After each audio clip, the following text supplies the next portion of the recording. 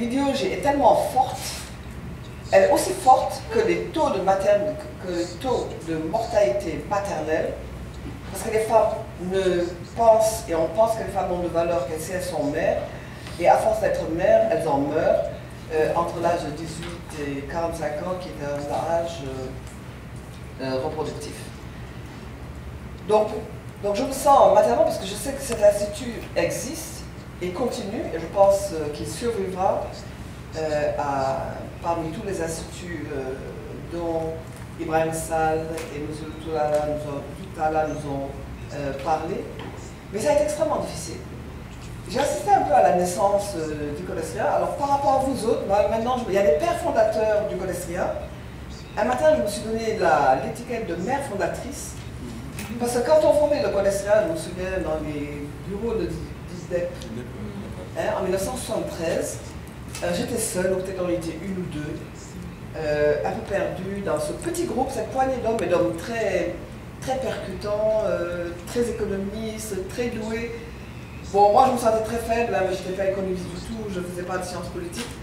Mais on était là, et les assemblées générales du Codesria, où on a commencé à être, je crois, une trentaine, et puis après une cinquantaine, et puis après 100, et maintenant on en est presque à 600. Les assemblées générales du Codesria ont été des assemblées extrêmement stimulantes, d'échanges d'idées, où quand vous aviez quitté votre université de Dakar avec des niveaux difficiles, vous arriviez, vous étiez, on vous revigorait dans la gestion des idées.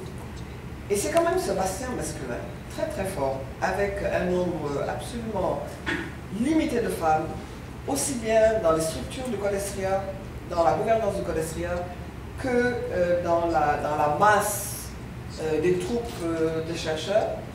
Il a fallu que les féministes africaines se battent énormément pour arriver. Parce que c'était une des préoccupations.